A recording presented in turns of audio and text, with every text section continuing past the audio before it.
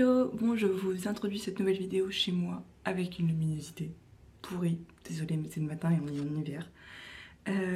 Parce qu'en fait je vais vous emmener avec moi au salon du livre de Montréal, mais juste pour la partie montage, parce que du coup je fais montage et démontage cette semaine pour aider mon ancienne équipe.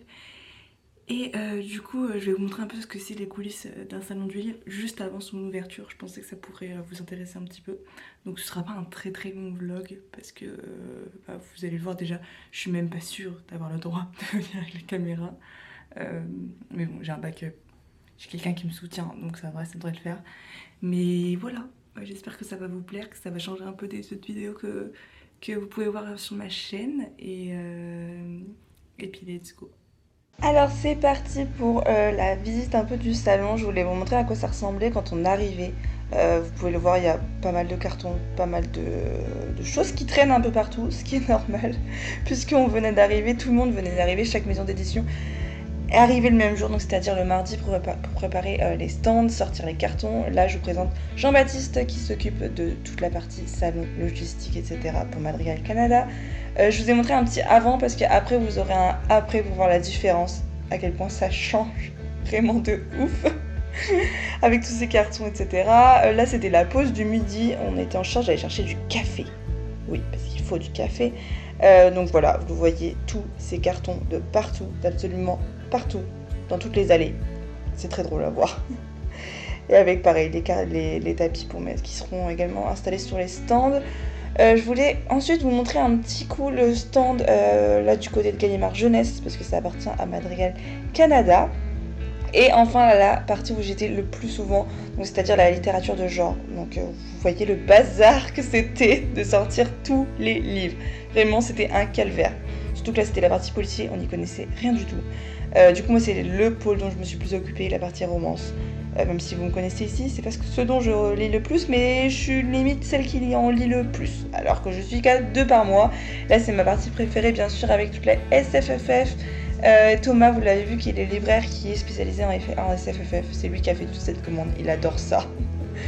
Là, je vous ai mis un petit extrait. Voilà ce qu'a été mes jours, toute ma journée en fait. J'ai passé mon temps à ouvrir des colis. Voilà.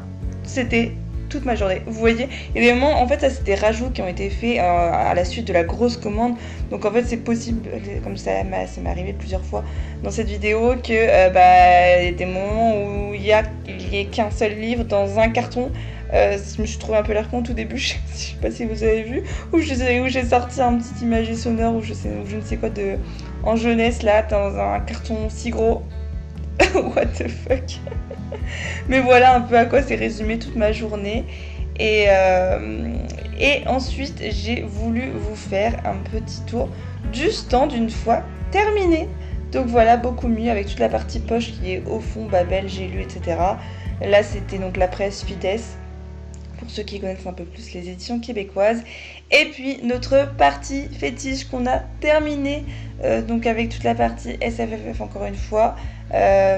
Du coup là vous voyez du Neil Gaiman, du GLA, tous les deux sections en poche, Liu 16, beaucoup.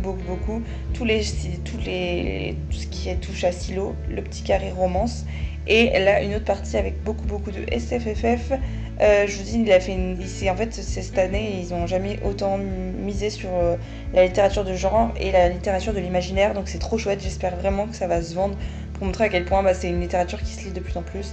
Et du coup le pôle, le petit carré romance qui est bien mis en avant avec la littérature de genre. Et ensuite, là, hop, vous croisez Thomas. Et ensuite, tout ce qui est romance, romantasy, qui marche pas mal en ce moment sur les réseaux ou également au Québec. Donc voilà un peu pour le tour avec bien sûr le policier dans la littérature de genre.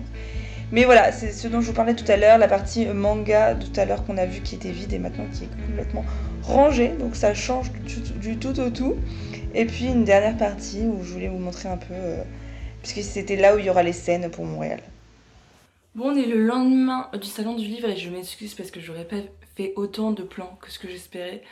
Parce qu'en fait c'était une journée vraiment de 9 à 17 et j'ai été prise dans ce flot de cartons, de nanan. Enfin vraiment le matin, donc on a commencé à 9h, j'ai regardé l'heure, j'ai pas touché du tout à mon portable, rien, on a fait que d'ouvrir des cartons, sortir les livres, etc. J'ai regardé l'heure, il était midi. Je n'ai rien compris à ce qui s'est passé. Il y a eu une faille spatio-temporelle dans cette matinée, c'était un truc de malade. Puis après, bon, on a mangé tous ensemble le midi, et puis on est revenu sur les cartons, etc. Moi, pour vous en dire un peu plus, en fait, je travaillais de base pour les éditions Édito Flammarion Québec, mais ils savent que je connais plus tout ce qui est littérature de genre. Du coup, ils m'ont mis dans cette partie, et puis du coup, je me suis occupée de mettre en place tout ce qui est tous les livres de romance, de romantasy et de SFFF avec l'aide d'une collègue et d'une collègue avec qui je travaillais et d'un autre collègue libraire. Donc voilà, je suis restée un peu dans cette partie. Et puis bah, vous aurez vu du coup je vous aurais mis des images de avant, après. Avant c'est un sacré bordel avec tous les cartons qui traînent de partout. Mais voilà un peu. Pour vous dire un peu plus, c'est que l'année dernière j'étais en charge des relations avec les auteurs, donc c'est moi qui m'occupais de toute la partie dédicace, donc j'accueillais les auteurs. Et de toute façon ça faisait que 2 semaines que j'étais arrivée, donc c'était un peu la course. Mais j'accueillais les auteurs, et puis après bah, parce qu'en fait on s'occupe des dédicaces de tout le stand Madrigal.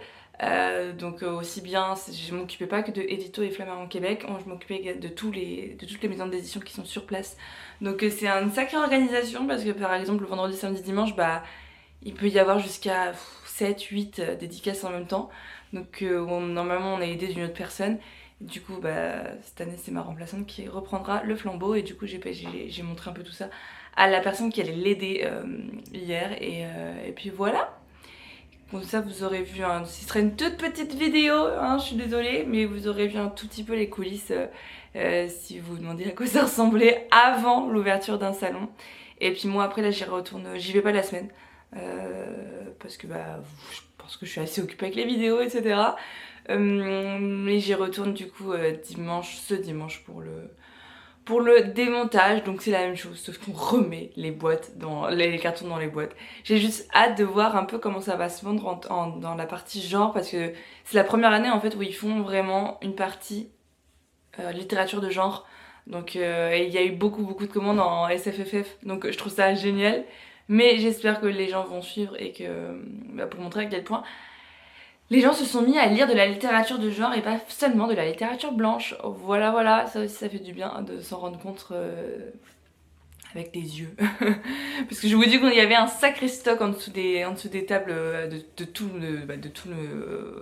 enfin vous avez vu de toute la SFFF, que ce soit Liu Cixin, Silo, et également pas mal de GLA, de tout ça, enfin même du LA, tout ce qui est Elena Armas, Sarah Adams, etc. Enfin, bref, du coup je croise les doigts pour j'irai voir, du coup j'y retournerai je pense vers 4h dimanche, comme ça je vais voir un peu si les tables ont diminué avant de tout remettre dans les cartons.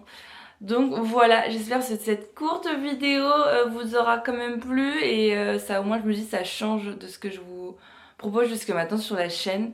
Et puis de toute façon je vous retrouve pour un autre vlog, mais cette fois-ci un e-reading vlog dans ce marathon de vidéos. Et puis voilà, donc je vous retrouve demain pour une nouvelle vidéo.